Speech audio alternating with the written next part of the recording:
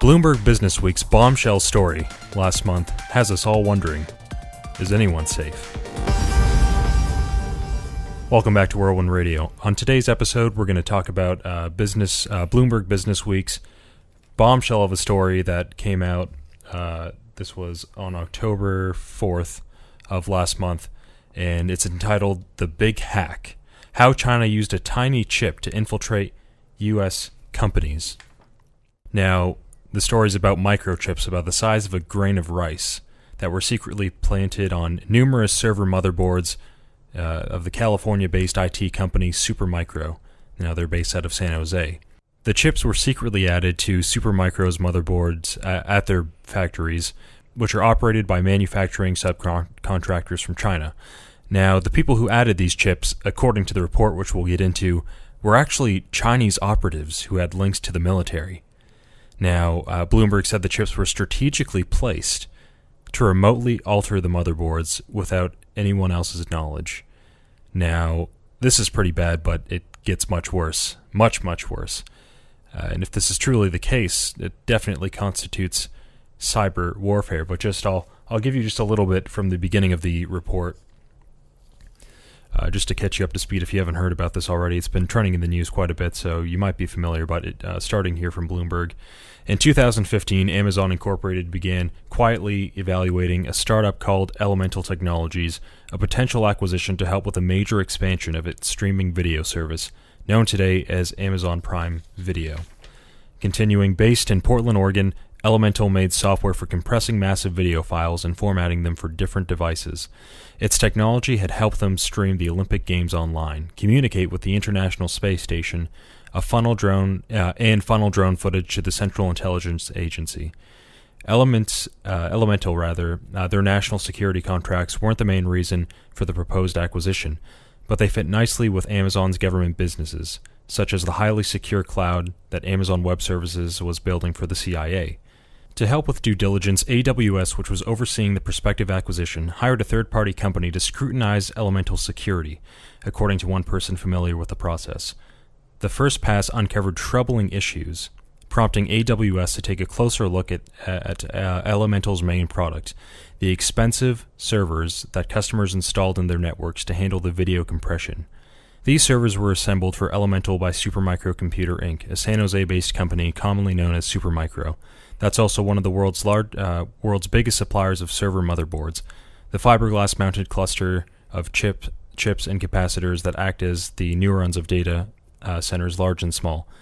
In late spring of 2015, Elemental staff boxed up several servers and sent them to Ontario, Canada, for the third-party security company to test. But the person says, nested on the server's motherboards, the testers found a tiny microchip, not much bigger than a grain of rice, that wasn't part of the board's original design. So, I'm here with Marcelo Sugdeo, your regular host for Whirlwind Radio, and how does this happen? Yeah, well, thanks, Sam. Jonathan, just wanted to highlight firstly, this report, Bloomberg cited 17 unidentified sources ranging from intelligence agencies to businesses that claim that Chinese spies have placed these computer chips inside these motherboards. Now, these chips were eventually sold to about 30 companies, including Apple and Amazon, as well as U.S. government agencies. And in fact, this is going to give China secret access to internal networks from these companies and organizations. So, of course, firstly, we have to make it very clear that this is alleged, right? Bloomberg came out with this report, and it was very damaging to Supermicro. Their stock went down by 55% when this came out. And not just damaging to Supermicro. If this is true, then think about the implications to companies like Apple and Amazon and U.S. government agencies. According to this report, these servers are found in the Department of Defense data centers, CIA's drone operations, and on-board networks of the Navy warships. So imagine that, on warships. Now, China apparently could get into the systems. And you could just think about the implications and what could result from an attack by just using these microchips. Right.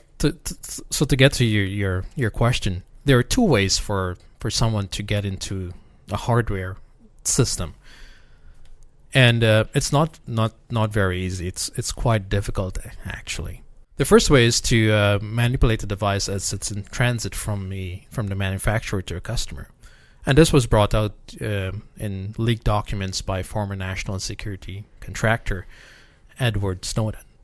The second way is more difficult. It involves planting changes in the starting stages of creating that chip or creating that motherboard. And that is more difficult to do because, of course, those companies would have certain requirements and systems in place to ensure that only the processes that to ensure that the procedures that need to be done are done, right? Without causing, exactly. It's not in any company's best interest to have the procedure compromised at any point. So obviously, I don't tend to think that this was intentional at all by Supermicro or that they had anything to do with it. But nonetheless, continue. Yeah, that's right. So this is extremely difficult to pull off, as you can see. Now, according to this report, U.S. investigators found that the chips had been inserted during the manufacturing process by people from the People's Liberation Army in China, of course. So that's a direct link back to China. It is, and I mean, we're at a time now where we know trade tensions are hot enough as they are right now. The ongoing trade war between the United States and China continues, tariff after tariff going both ways, and going back to what you said, the fact that these motherboards, these chips, this hardware is being used by the Department of Homeland Security, including both houses of Congress, actually, NASA, you mentioned, on Navy warships, and that's huge. Now, of course, we know that this is still alleged at this point. We're yet to hear where this story leads, I'm sure we'll hear more and more as it develops. But if this is the case, I don't know if I've ever heard of something quite like this. Thinking about what its ramifications are, what kind of compromise we're really witnessing here. Espionage is obviously not a new concept. Countries have been doing it to each other for, all millennia, and especially while we hear still in the news it circulates about the Russian hacks of the DNC or potential alleged collusion. But now we have alleged basically cyber warfare, compromising potentially the very government and defense branch of the government of the United States. And that's scary as well, because think about it says that almost 30 companies, including banks, government contractors, Apple, as we've pointed out, Amazon. And actually what happened, Apple was planning to order 30,000 servers from Supermicro. And after this came out in 2015, apparently these companies found out in 2015 about this, Apple as well as Amazon. Now, the thing is, Apple and Amazon are both denying anything regarding the story. As they would, as you would, just for the sake of your own stock. Right. Because, of course, we see the results of what happened with Supermicro when this story broke. Their stock just went down. And I tend to, obviously, I'm not going to come into any conclusion until the facts come out. Facts always come first. It's alleged at this point. I'll be eager to see what comes of it at the end. But this isn't something that Bloomberg just threw together at a whim, and this is why I lean toward more of actually thinking that there's a lot of truth here. And as you'll point out, right? Yeah, it's a lot more there, because this story, I think, took like a year to put together through the investigations done by Bloomberg, and meeting with different people and having different sources to pull together this report. And at the end, of course, we'll come to the point. One party is saying, "Well, this happened," and the other party is denying it. So someone has to be right. And that's true. right? They're at the end of the day, they're either it happened or it didn't. But the fact that the question is raised is indicative of itself, of the threat that we face, that our governments face. In this particular case, that the most valuable companies in the world based out of the United States, or the government itself, or the greatest military navy that this world has, being compromised. The fact that the question is raised, that that should make us question a lot of things, just as far as cybersecurity, how safe we think we are, and how there's a lot that we probably don't understand. And like you said, Bloomberg's, this isn't something they scrapped together overnight. They didn't sensationalize it. I think that just based on the article itself, they clearly put in their homework, did the research, and reported accordingly. And as far as Bloomberg's concerned, I mean, if this turns out to be false, if it was just a bunch of fake news, we're in the fake news era, as we always hear, but if it did turn out to be a fake news story, this would be damn crippling to Bloomberg. I'm sure Supermicro would file massive lawsuit litigation for damages that they've ensued for the drop in their stock, like you said, by 50%. That's huge. That's huge damages we're talking about, and I don't think that Bloomberg would be keen on destroying someone without probable cause. Yeah, and that's right, because Bloomberg is saying that they're standing by their story, so they must have evidence for them to say that. Because, as you said, the implications from that of itself, lawsuits against them, could be disastrous for them. Right? That's right, and you think about where we are with China right now, and obviously we know that there's been a lot in China, in that part of the world. You think about what they've done in the South China Sea. We think about how aggressive Xi Jinping has been since recently he basically made himself ruler until he dies of the country. We know that there's a lot going on there that isn't good. We know it's not good. We know that relations with the West and China are fractured, to say the least, right now. Mm-hmm. And something like this comes out, and it all does add up. You could see how something like this would be more than likely. So just continuing a little bit more from the Bloomberg report itself, they note that the implant was placed on the board in a way that allowed it to effectively edit the information queue, injecting its own code or altering the order of the instructions the CPU was meant to follow. And they go on to say deviously small changes could create disastrous effects. Now, since the implants were small, the amount of code they contained was small as well.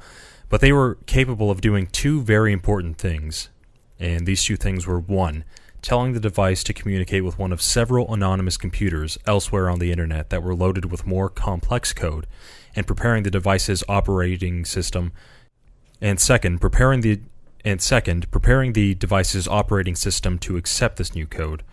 The illicit chips could do all this because they were connected to the baseboard management controller, a kind of super chip that administrators use to remotely log into problematic servers, giving them access to the most sensitive code, even on machines that have crashed or are turned off.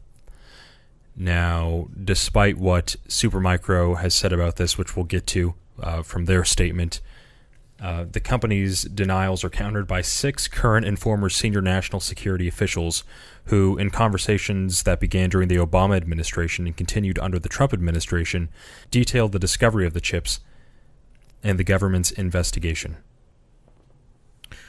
Right. I just wanted to point out as well, Supermicro sells, just so we can get the magnitude of this, Supermicro sells more server motherboards than almost anyone else. It also dominates the $1 billion market for boards used in special purpose computers, from MRI machines to weapon systems. It can be found in banks, hedge funds, cloud computing providers, web hosting services, and other companies. Just want to jump back on cloud computing providers. Cloud today is being seen as very secure. Like that's one of the main selling points of cloud. Now these computers, of course, the servers are running for you to have your files on the cloud. These servers, if they're infected with this chip, or this chip is planted there, think about the implications again of that. It's no longer secure. Right, and we're not just talking about a company or a specific branch of the government. We're talking about millions of people who are affiliated with that company. I personally use Apple's cloud. I know there's Amazon, Amazon, right. Dropbox, Microsoft, and the list goes on. Yeah, all the huge companies. Now, what's quite interesting too as well, Jonathan, China came out with a statement. This is from China's Ministry of Foreign Affairs. Oh, this should be good, yeah. And it said, quote, China is a resolute defender of cybersecurity. That's rich. that is, yeah. And, that's correct. They're a defender of cybersecurity when it comes to China. Yeah. They added that in 2011, China proposed international guarantees on hardware security along with other members of the Shanghai Cooperation Organization, a regional security body. The statement concluded with, "We hope parties make less gratuitous accusations and suspicions, but conduct more constructive talk and collaboration so that we can work together in building a peaceful, safe, open, cooperative, and orderly cyberspace." That sounds very diplomatic, very well thought out, and very, well, frankly, hard to accept, hard to fathom that would be the case. Yeah, well, those words were well selected, I guess, for the statement. Now, the thing is, too, as well, just wanted to point out, a little while ago, U.S. officials have been warning for years that hardware made by two Chinese telecommunications giants, that's Huawei and ZTE, have been subjected to Chinese government manipulation. And this is a known point. So it goes back to that point as well, to show that, yes, China has a great interest in the U.S. and the West, and they're trying everything possible just to infiltrate. Right, and you can see, without getting too geopolitical, we know that China's been doing a lot, as I mentioned just a few minutes ago, about expanding in the South China Sea, really dominating that Asian region and really expanding their sphere of influence. Well, they're doing so in an electronic kind of way. Mm-hmm. In the cyberspace, they're expanding their cyber sphere of influence, which, well, in this case, could be just as destructive, if not more, in the long run, depending on where it ends. But we'll see. Now, and you just read that statement from China's Ministry of Foreign Affairs, and here's a statement from Supermicro, and of course, they're saying, quote, "We are confident that a recent article alleging a malicious hardware chip was implanted during the manufacturing process of our motherboards is wrong." So they're very emphatic, they're very defiant, and they're very adamant about where they stand. They deny all allegations. But doesn't matter at this point, because here's the thing: even if it is wrong, first of all, if it's right, that's a huge problem, not only for the security of the United States, but for all these companies that millions of people are associated with. So by extension, you and me, and if you're an Apple user, or if you're on Amazon, and your security or your information is compromised, or could potentially be compromised. And just going back to what you said about Huawei and ZTE, I mean, there are legitimate security concerns here. So without getting too political, this is definitely we should take note of, something that we should be very concerned about, regardless of if these allegations prove to be true or not. I have a strong feeling that there is a lot of fact here, and that as time goes on, we're going to find out more. And if that is the case, then it's damage control time. But I think we should also be more worried, because we just look at what this allegation at this point did to Supermicro's stock. Now, we know that the stock market is volatile, very volatile in itself, right? Right.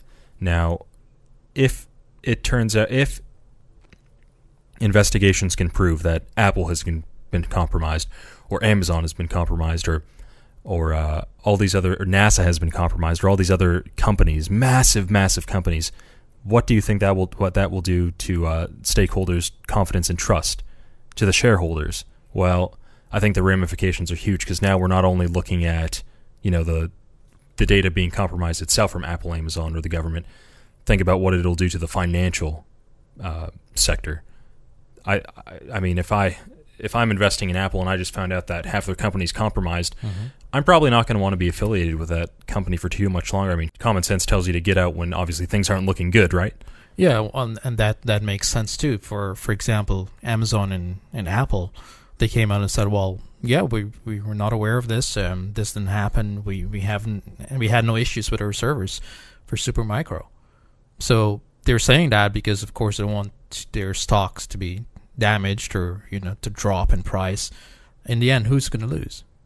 These companies. That's right. And if these companies lose, it's not just the companies that lose. It's in effect the United States. And that's an extension of the entire West. So it's interesting because what we're seeing here, although so far it's just allegations at this point, the ramifications when it comes down to the broad scope, it could essentially do a lot to damage the entire Western economy. And I like the way a former U.S. intelligence official concluded this. He said, think of Supermicro as the Microsoft of the hardware world. Attacking Supermicro motherboards is like attacking Windows. It's like attacking the whole world. So that's how huge this situation is. Well, that's right, and of course, as time goes on, we'll find out more and more. But I want to thank you, Marcelo, for joining in on the conversation today. Yeah, it was great chatting about this, and as I've said, this could be quite damaging, not just for Supermicro, but all of these major companies, and potentially we're involved in it as well as users of these products. That's right. So we'll do all we can to keep you posted here as time goes on. But for now, we'd just like to thank you for tuning in to another episode of Whirlwind Radio. And from all of us here at Whirlwind, Marcelo and I and the team, we'll see you next time.